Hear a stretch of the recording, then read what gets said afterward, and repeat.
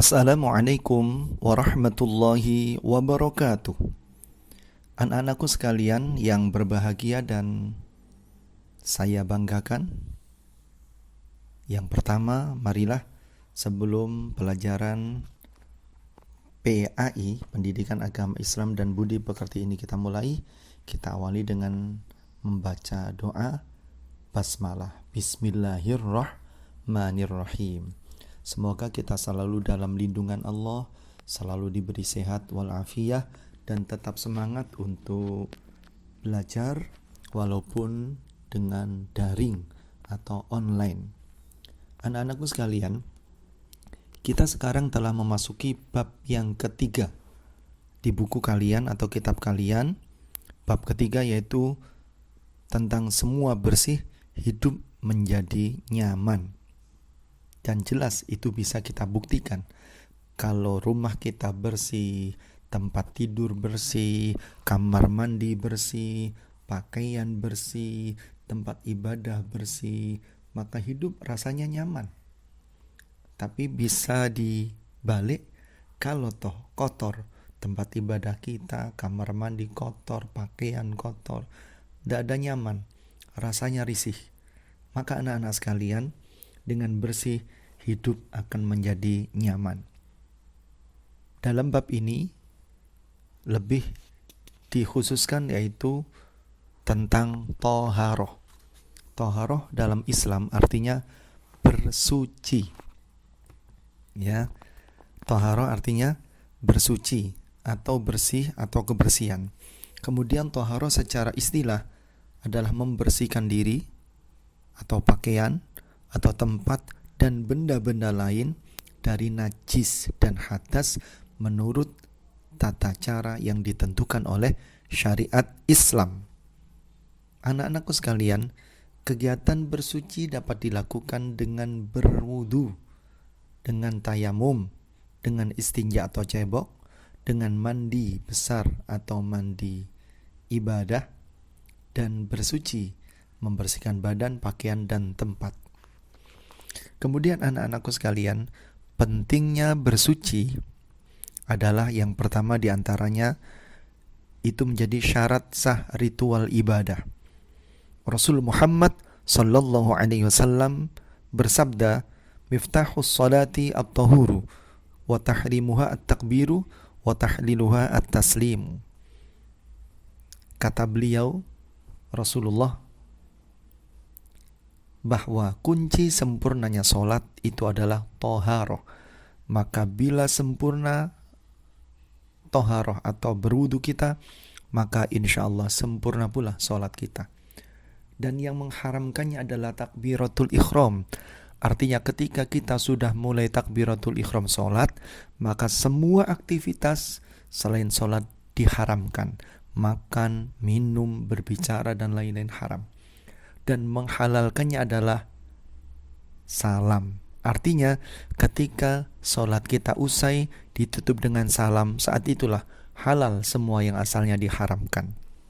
Hadis riwayat Abu Dawud, Imam Tirmidzi, dan Ibnu Majah.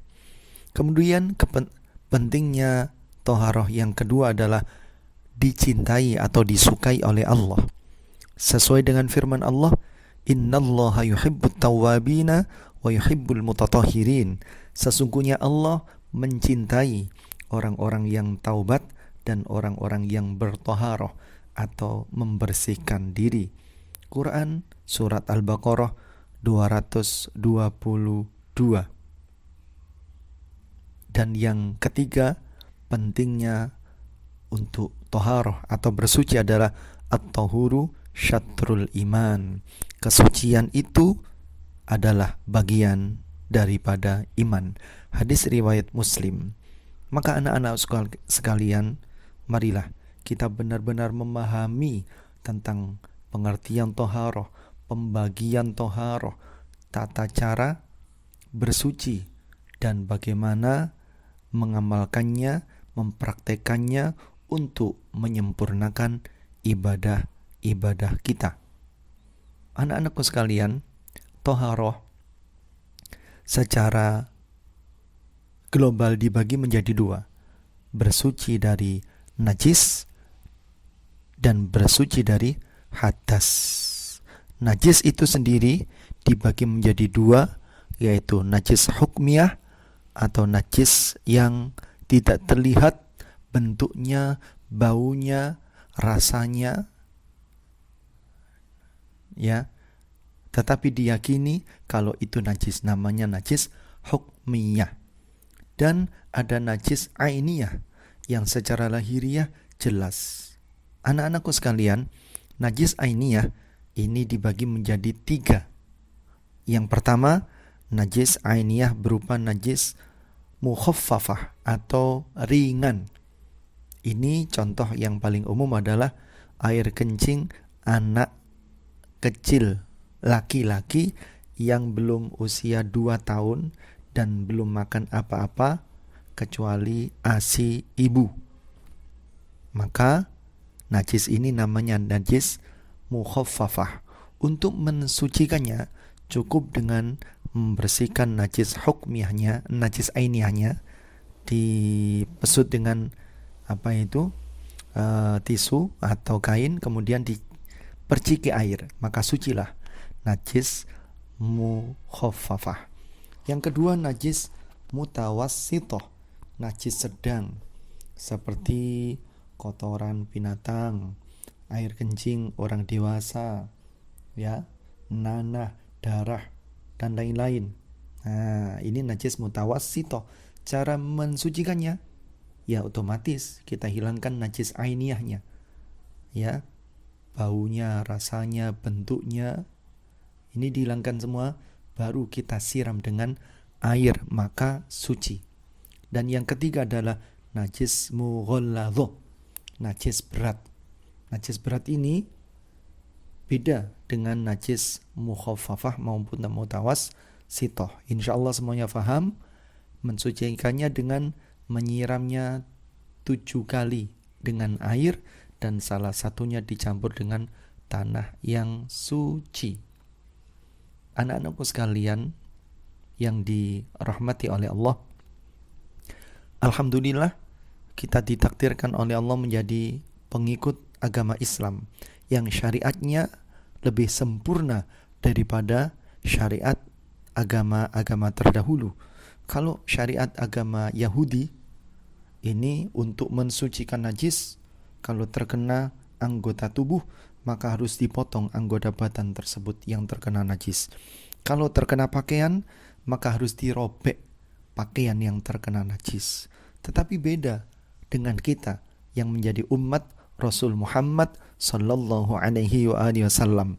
Untuk mensucikannya cukup dengan menghilangkan najis ainiyahnya, ya, lahiriahnya, baunya, rasanya, bentuknya, warnanya, baru setelah itu disiram dengan air, dibilas, maka menjadi suci.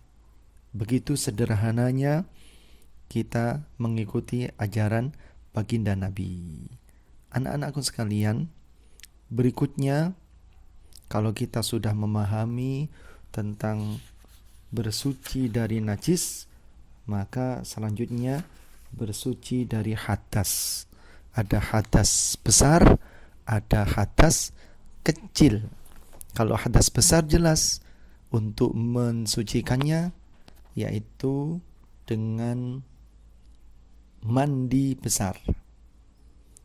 Hadas besar diantaranya adalah orang yang datang bulan haid bagi seorang wanita, atau orang yang keluar sperma, air mani, maka diwajibkan untuk ketika bersuci dengan mandi besar. Kemudian kalau najis atau hadas kecil cukup dengan berwudu. Dan seperti yang ada di kitab kalian, cukup dengan membaca niat nawaitul wudu'a li raf'il hadasil asghari faradan lillahi ta'ala, atau cukup dengan di hati kita niat mensucikan diri kita dengan membasuh anggota-anggota tertentu yang disyariatkan oleh Islam dengan disebut dengan istilah berwudu. Anak-anakku sekalian, Sekilas dari keterangan ini mudah-mudahan bisa diambil pemahaman, dan untuk lebih jelasnya kalian buka kitab kalian pada bab 3. Nanti setelah itu coba kalian kerjakan sebagai bentuk latihan pada bab 3 ini dalam soal bentuk Google Form. Kiranya cukup, mudah-mudahan bermanfaat. Assalamualaikum warahmatullahi wabarakatuh.